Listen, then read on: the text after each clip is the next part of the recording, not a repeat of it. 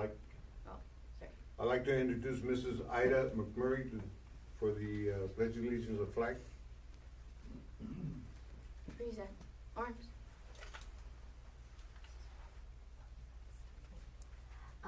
Flags over here. Everyone, right hand over your heart. Ready, begin. I pledge allegiance to the flag of the United States of America and to the republic for which it stands, one nation under God, indivisible, with liberty and justice for all. Hello, my name is Ida McMurray, and I'm the board president for the La Habra City School District. I would also like to introduce board member Cynthia Aguirre, board member John Dobson, and my husband is here. He's a member of the Cornerstone Lodge. Thank you. Well, thank you. At this time, I'd like to introduce Dr. Joan McGovern-House. Dismiss the flag. Dismiss the colors. Yeah. Pardon me? Oh. Dismiss the colors.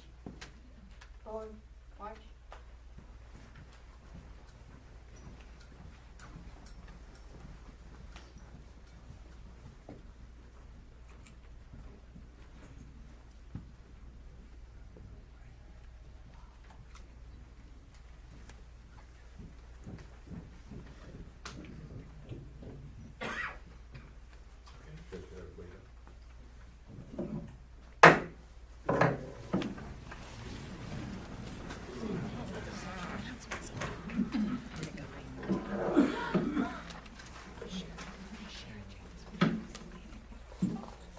Thank you, everybody. My name is Joanne Culverhouse, and I'm the proud superintendent of the Habra City School District.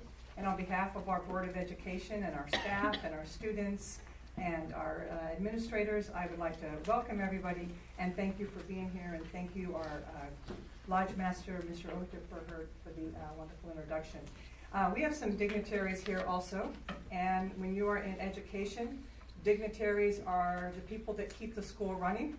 And a lot of that is with our administrators that are at our schools. So I'd like to take this time to introduce to you the principals from each one of our schools. Today we have Emily Zari from El Cerrito. You can hold your applause because I know you're going to want to just be blustering with some thoughts for all of these administrators that work with kids every single day. Emily Zari is here from El Cerrito. I'm going to stand up. Matt Kukro is from Ladera Palma Elementary School.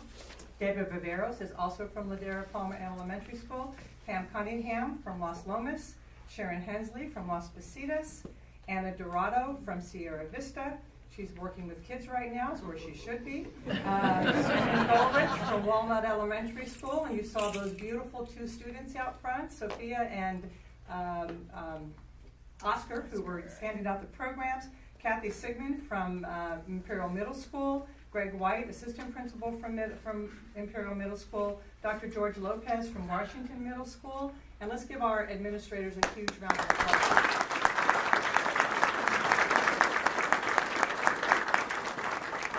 As you know, we have individuals here from our district office, our cabinet members. We have Dr. Teresa Egan, who worked very closely with Travis to organize this wonderful event. Dr. Teresa Egan is here also. Thank you. Christine Betts, our Chief Business Officer that keeps us fiscally solvent. Christine is here, so thank you, Christina. Dr. Mario Carlos is here, our Director of Communication. He was one of our greeters in the back. Carol Argamanes is our Director of Classified Personnel. She is also in the back. And we have David Soto, our Director of Technology. And we actually have a full Board of Education, so we cannot discuss business today. Sandy Baltez is another one of our board members. Ophelia Hansen, another one of our board members. We have all 5 of our board members here today, so thank you. We also have, and at the end when we have our social, the food is Cheryl Eubanks, our Director of Food Service. Ann Ortiz, our Director of Maintenance. Our Director of Transportation, Isaac Gilroy, our Child Welfare and Wellness Coordinator, Manuel Tafoyo, who is our Purchasing Supervisor, Bobby Galinas, who is our supervisor of fiscal services. And we also have many, many district office staff here. There are support staff, so if you would all stand up. We got Julie here. Julie would stand up. We've got Brent here. Susanna's in the office. Oh, and here's Jen. And the purpose of introducing so many people involved in this wonderful ceremony is just to show you how involved our district is with our community. Just a little bit of background. The original cornerstone was placed by the La Habra Lodge, number 659, in 1923. I don't think anybody was here at that time. I think we're safe to say. And it was in the building of Lincoln Elementary School. And this is actually Lincoln Elementary School right here, and this is Walnut Street. So please take a look at this when you are going by. There's also a picture of the original dedication in 1923 in the front lobby. The larger one was given to us by Jules Hooper from Huntington Beach that was going through his mother's attic and came across this and drove this out to us. And so we really appreciate that. And his brother was also an employee here at our district. And then in 1968, Lincoln Elementary School then was converted to where we are sitting now at the district office. The cornerstone was rededicated for the new building by Worshipful Master Cornerstone Lodge member Chuck Elliot, and Chuck is here today. Where is Chuck?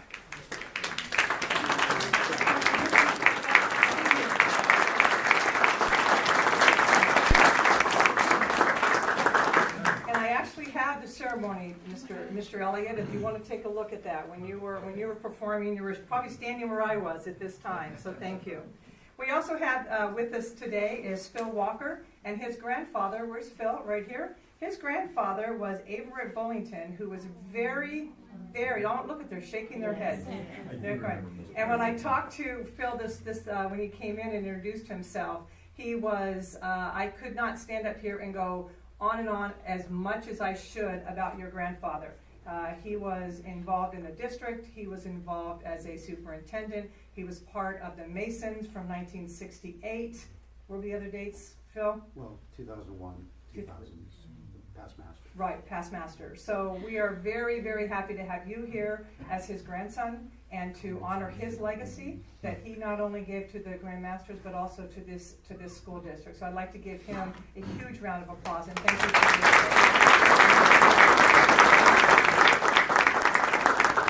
As you are aware, over time, sometimes events such as this one that happened in 1923 and in 1968, unfortunately kind of get lost. And that's why it's important that we're all here today to rededicate the cornerstone, because in 2015, the district office was remodeling and the workers were demolishing this counter over here, and some of the workers I think were here, obviously were here at the time, and they discovered this block that you passed by in the lobby, and they thought it was a plaque because they saw some Masonic symbols on it.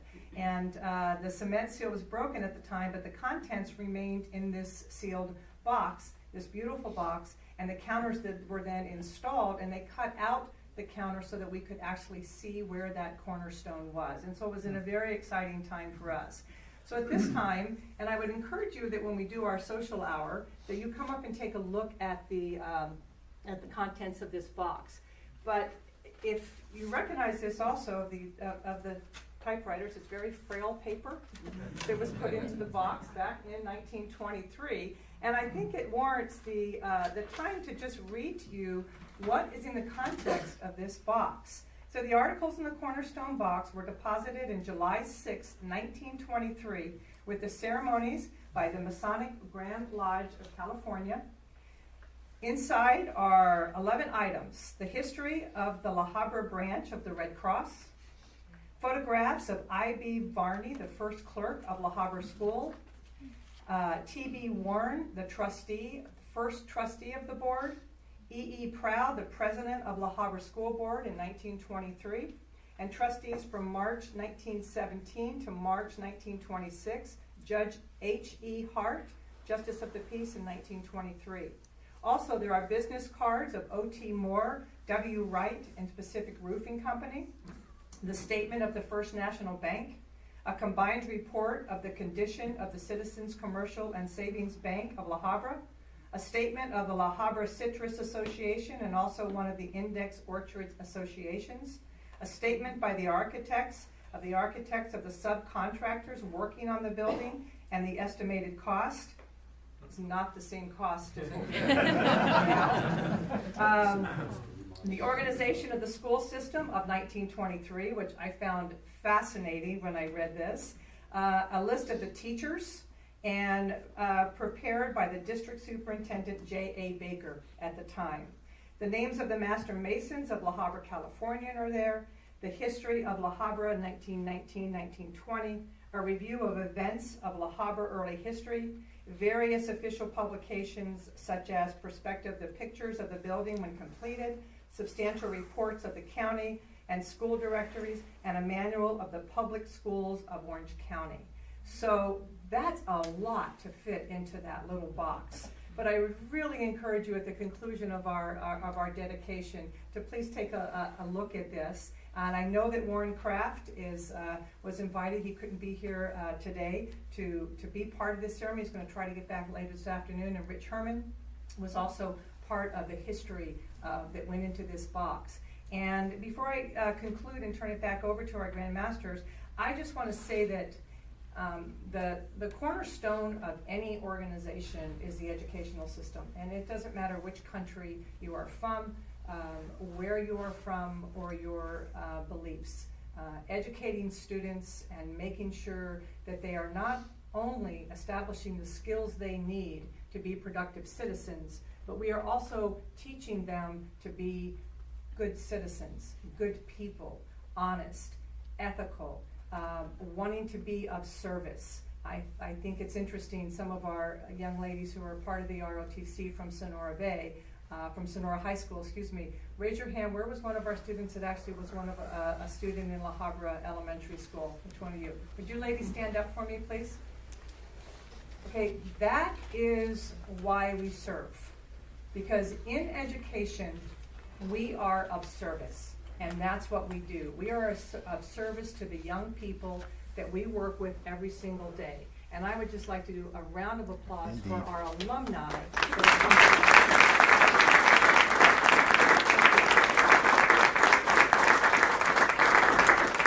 And at this time, I'd like to turn it back over to our Grand Master of the ceremonies.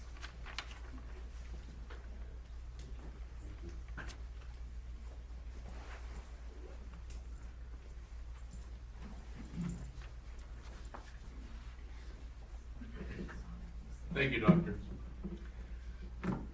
Before beginning the ceremony, the Master of Cornerstone Lodge mentioned that we had Grand Lodge officers from all over the state. Our Grand Lodge office is in San Francisco, but with us today, I might have come the furthest distance.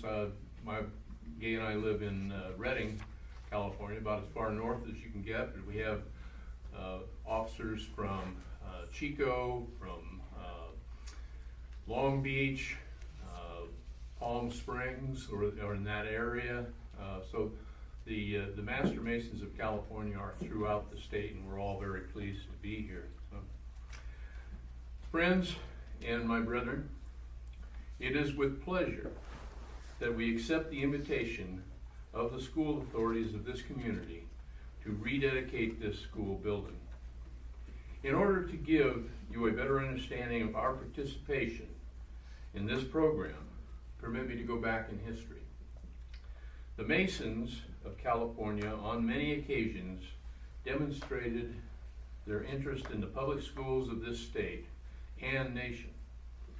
Among the demonstrations of that interest, we may point to the annual observance of public schools, which was conceived and inaugurated by one of our Grand Masters shortly after World War I.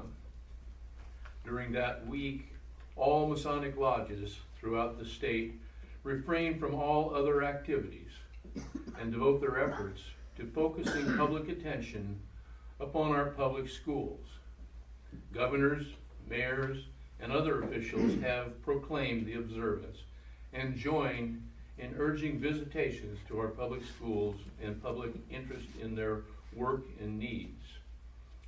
The observance, as was intended, has become a community affair, but the impetus and certain arrangements come from our lodges.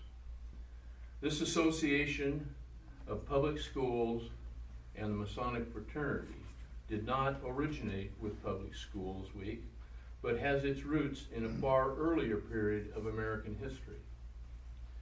George Washington, Benjamin Franklin, Paul Revere, and scores of others who worked and fought to achieve our national independence were officers of Masonic lodges. They and those who came after them built this nation upon a cornerstone of universal public education. Our founding fathers realized that if the nation they launched was to survive and become strong, it must rest upon adequate and widespread education. Freemasons and other Americans of succeeding generations have been aware that continued growth of our beloved country and the continuance of our freedom likewise depend upon our public education system. It has truly been said that the price of liberty is eternal vigilance, and this statement would apply with equal truth to the preservation of our public school system. As further historical background, you may be interested in knowing that from earlier centuries has also come the custom of requesting Freemasons to lay the foundation stones of important buildings. The cornerstone of our national capital, the White House, countless state capitals, and public buildings, including public school buildings, have been laid with the ceremonies provided for such occasions. From these early traditions and associations has come the custom of Masonic participation in this type of ceremony. It is my understanding that while the school district was recently remodeling their district office, they came across a cornerstone that had been originally laid in 1923, which was relocated to its present location in 1968. It is also my understanding that the school districts wish to rededicate this building with a new cornerstone plaque.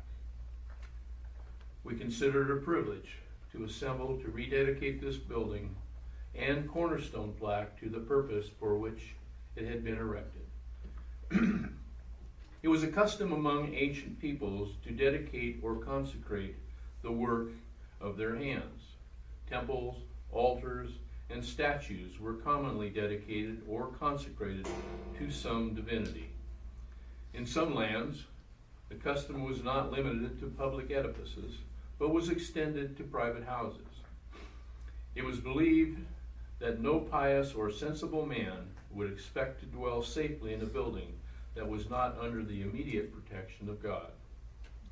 A distinction, however, was frequently made between consecration and dedication. Sacred things were consecrated and dedicated, while others were dedicated only. This building is to be used for the management of the education of our youth, and thus for the building and preservation of our great country. It is only by free public education that we are prepared to govern ourselves and maintain our freedom. I therefore rededicate this school building to truth, equality, and freedom. It is dedicated to truth, the daughter of Almighty God, because truth is knowledge and must ever be the object of true education. Truth is because it is, not because men say so. It does not emanate from the declaration of any man or group of men of those things which they wish to believe. It emanates from the act and creation by the great creator of the universe. The ascertainment of truth, regardless of the effect upon preconceived beliefs, and regardless of creeds and dogmas, must ever be the goal of all true seekers after knowledge. Whenever the search for truth or its declaration is made secondary to religious creeds or dogmas or any other limitations than is youth led from the broad highway of truth and tolerance into bypaths. This building is dedicated to equality, not merely because equality is one of the principal tenets of Freemasonry, but because it is one of the foundation stones of our republic. Our founding fathers wrote in their Declaration of Independence, "We hold these truths to be self-evident, that all men are created equal." Universal public education is a manifestation and preserver of that equality. In our public schools, youth of every race and creed have brought together without distinction as to their beliefs. All, regardless of material wealth, are offered the same knowledge, the same opportunities. The doors of this building are open to all without discrimination, a true reflection of our national dedication. Equality unites, inequality divides. Through the equal opportunities offered to all, our public schools draw our people together and build a better America. This building is dedicated to freedom, because freedom can be maintained only by an enlightened citizenry. Ignorance is the weapon which tyrants and demagogues use to destroy liberty.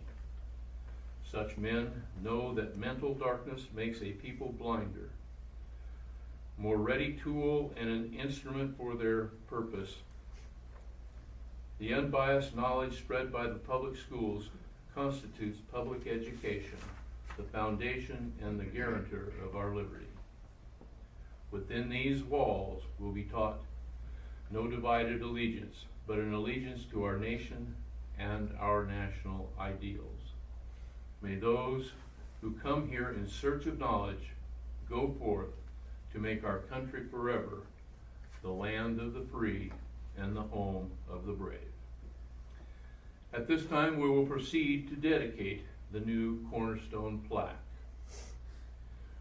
Friends and brethren, it has been a custom among the fraternity of free and accepted Masons from time immemorial to assemble for the purpose of laying the foundation stone of certain buildings when requested to do so by those having authority. The ceremony we are about to perform is an adaptation of the original ceremony used by ancient Masons to actually lay the cornerstones at the start of the construction of a building. While most buildings today are built with steel and concrete, that was not the case with the building of the cathedrals in the past. They were built with stones. It was very important that the stones were perfectly square and placed so that, that they were level and plumb. The first stone that was laid was called the cornerstone, and it was normally laid in the northeast corner of the building. Laid properly, it became the foundation of a strong and beautiful building. Masons use symbolism in their teachings, and to us a cornerstone is a metaphor for a strong foundation upon which we can build our lives and have a positive impact on society. The Masons of California have long supported public education. We believe it is the cornerstone or foundation upon which our children can build their lives and positively impact society. The ceremony you will see today is the same as that performed by President George Washington, with an actual cornerstone at the start of construction of the United States Capitol. The same ceremony that was used at the laying of the cornerstone of the California State Capitol. Over time, this ancient ceremony has been adapted to where we now dedicate a new construction with a plaque. The plaque represents the building's cornerstone and will eventually be placed on the building to memorialize the event. The Grand Lodge of Free and Accepted Masons of the state of California having been invited to dedicate the cornerstone of this building, have assembled and now will proceed with this pleasant duty. Brother Grand Treasurer, it has been the custom of the craft upon occasions like the present, to deposit within a cavity beneath the stone certain memorials of the period in which this building was erected, so that, if in the lapse of ages, the fury of elements, the violence of man, or the slow but certain ravages of time should lay bare its foundations, an enduring record may be found by succeeding generations, to bear testimony to the untiring, unending industry of the free and accepted Masons. Has such a deposit now been prepared? Grandmaster, it has, and the various articles of which it is composed are upon the table and will be safely enclosed within the capsule now before you. Brother Grand Secretary, you will read the record of the contents of the capsule. 3 additional items are going to be placed in the capsule, plus other additional items may be placed if they come in prior to its resealing. I have 1 rough and ready button, 1 Team 1 Vision sticker, and 1 school focus flyer.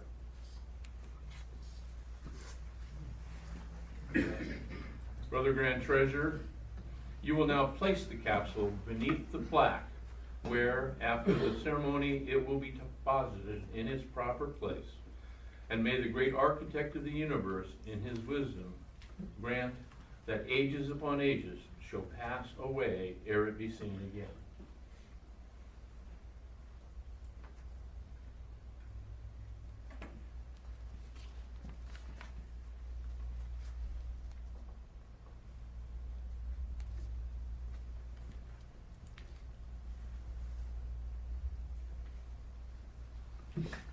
Brother Deputy Grand Master,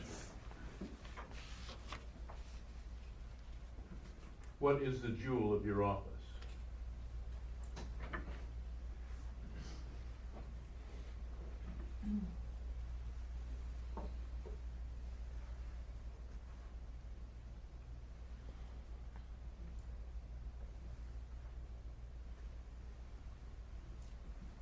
The square-most, Grandmaster. Then you will apply the jewel of your office to those portions of the stone which should be square.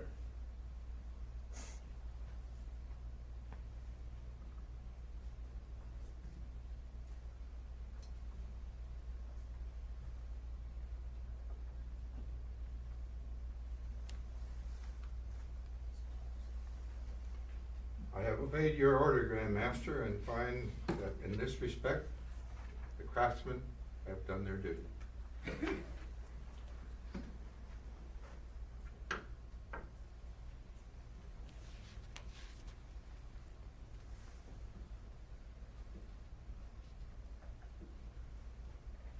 Brother Senior Grand Warden, what is the jewel of your office?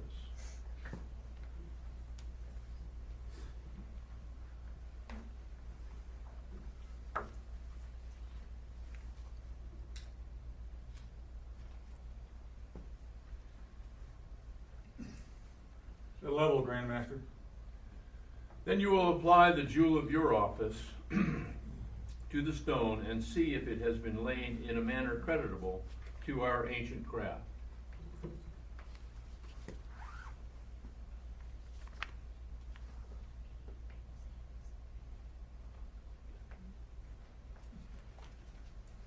I have obeyed your order, Grandmaster, and find that the stone has been laid in a manner credible to our ancient craft.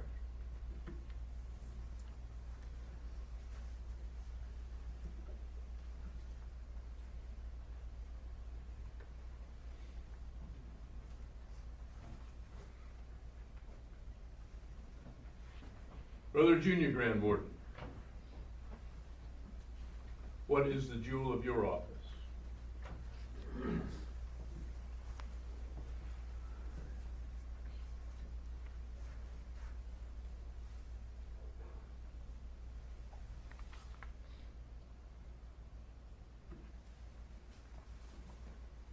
The plum, Grandmaster. Then you will apply the jewel of your office to the stone and see if it has been properly adjusted.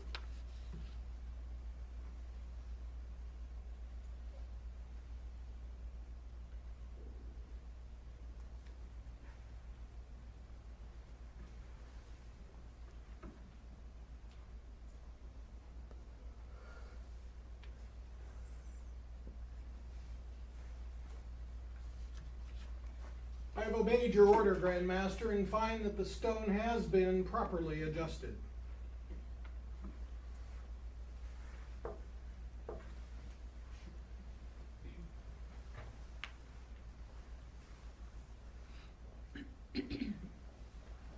Our duty having been faithfully and skillfully performed, I declare this foundation stone to be well-formed, true, and trustworthy.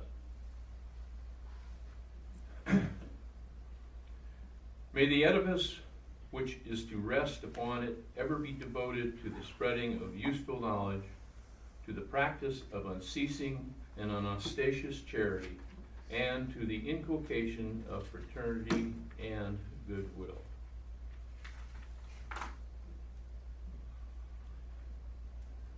May the great architect of the universe lend aid to those who have conceived and thus far carried on this goodly enterprise.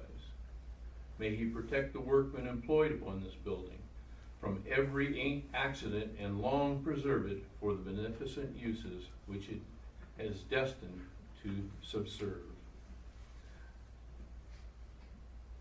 I now call upon the Grand Orator for his remarks on this special occasion.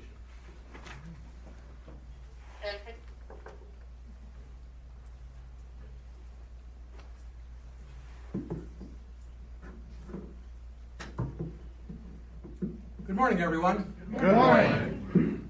Knowing what I'm going to say a little bit today, makes me sort of feel like that instructor in the public speaking class that says, how do you make a speech? And they say, well, you tell them what you're going to tell them, then you tell them, then you tell them what you told them. And some of what I have is going to be a little redundant, but I hope you'll put up with it. I want to thank the Grand Master for the opportunity to speak about the relationship of California Freemasonry and our state's public schools in general, and the La Habra School District in particular. Today is special as we honor our past association with education while we continue to shape the future by rededicating the symbolic cornerstone which was originally placed some 50 years ago for this institution. Now, if I have my facts right, and we'll see whether they match what you heard before, there's a long and interesting history about the relationship with Cornerstone Lodge and the school district. This particular cornerstone was originally laid at the then elementary school in 1923. In 1968, the building was converted from classrooms to accommodate the school administration offices, and the time capsule had items added included. Time passed, and the time capsule was forgotten until 2015, when it was uncovered in another building remodel. Today, we will again have the opportunity to add items to this historical vault of delight of those students to reveal in the year 2068. What fun it'll be, and I hope those students will come back at that year and see whether or not the things got in. I want to thank Dr. Culverhouse for this opportunity today. In 1968, as you heard, Worshipful Brother Charles Elliot was master of the Cornerstone Lodge, and it is a pleasure to have him with us today.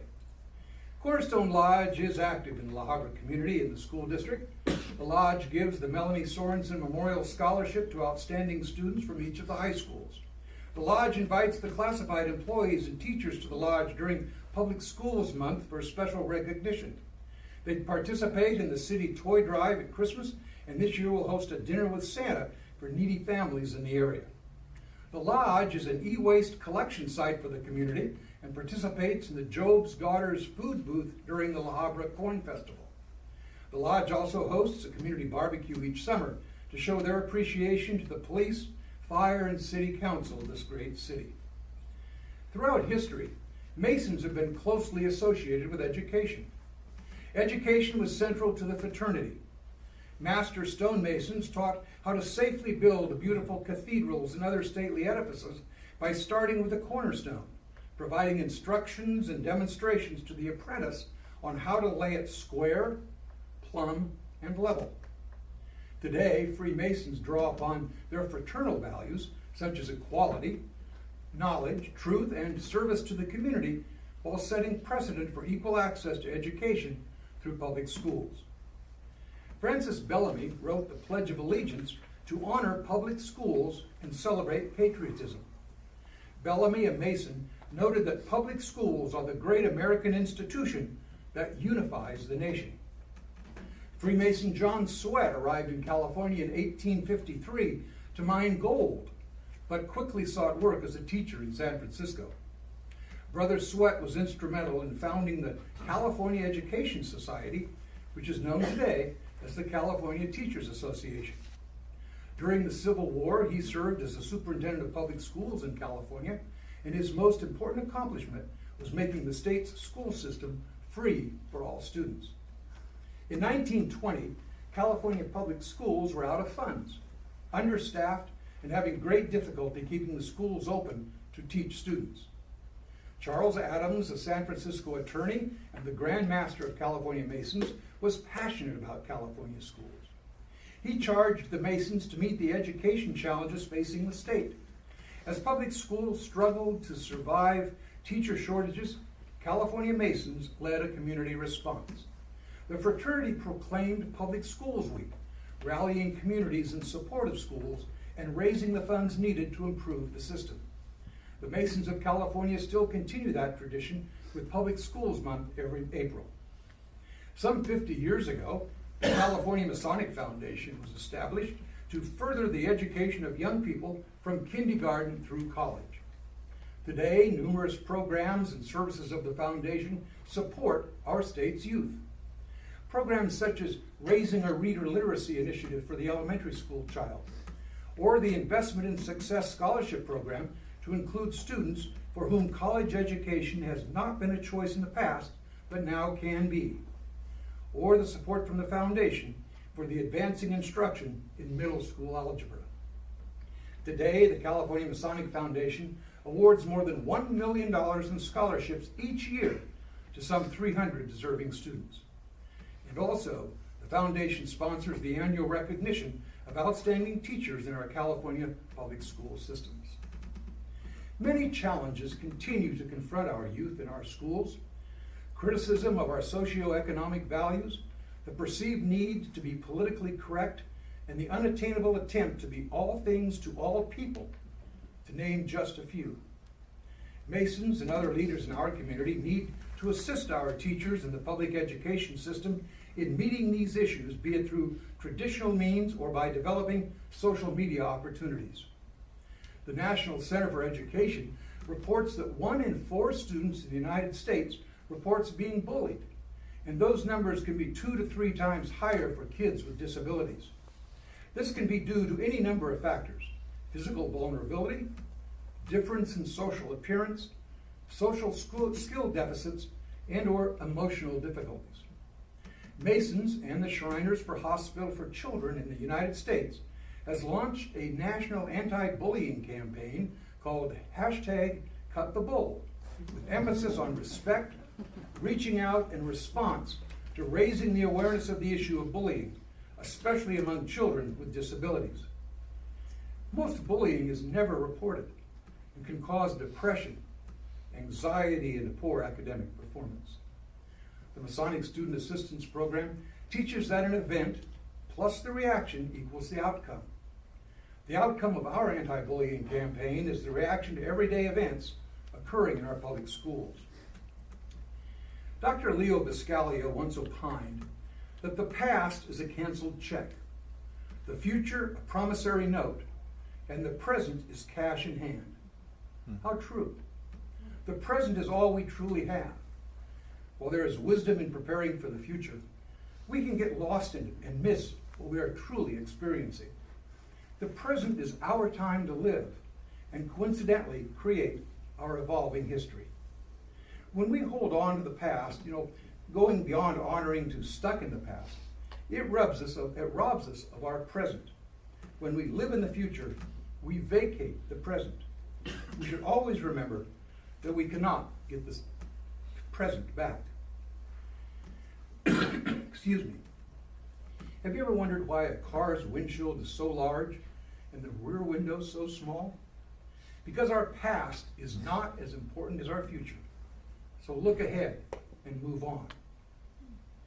One of the presiding principles of our civil society, excuse me, is toleration.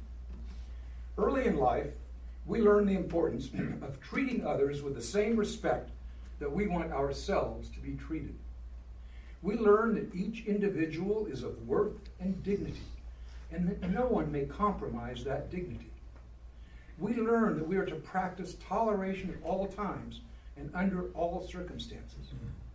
As citizens, we must allow others the same rights and freedoms that we demand for ourselves, no matter how different or wrong we think they may be. We must allow the free and full exploration of every idea and lifestyle, no matter how different it may be from ours. Our teachings tell us that it does no good to be somewhat virtuous or to be as honest as circumstances allow. We must strive for perfection, even knowing that it is not attainable. A belief in one thing should not make us intolerant of the beliefs of others. We must embrace diverse ideas while discarding intolerance. We must resist the racial, ethnic, social, and political injustices that have plagued humanity for ages. Let us all meet upon the level, remembering that ignorance allows the fanatic and tyrant to flourish. As Masons, we unqualifiably subscribe to the belief that an educated and enlightened citizenship is the first great care of a successful democracy, and that upon our public schools depends the hope for the perpetuity of a free and untrampled republic. As citizens of this great state, Masons must take an active and intelligent interest in all matters affecting our California public schools.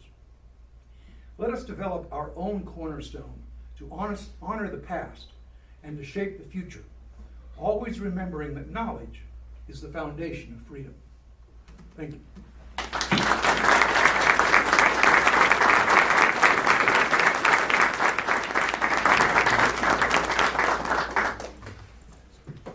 Once more, we express our appreciation for the opportunity of participating in this rededication ceremony.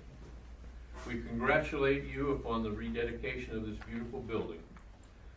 Other nations may have more land, others may have more people, others may have greater natural resources, but we have the highest standard of living and greater freedom because we have long history of public education, the largest and best public school system in all the world, and teachers and administrators dedicated to the teaching of our youth. But most important are the students, the young men and women who will determine the future of America. For them, we build and rededicate our schools. Freemasonry is solidly behind our public schools. This concludes our rededication ceremony.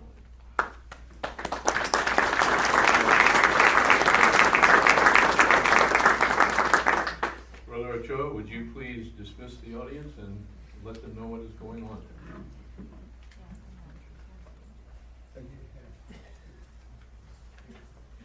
Well, I guess we have some mingling going on in the cafeteria area there, so, or back there, whichever. Everybody, thank you very much for joining us.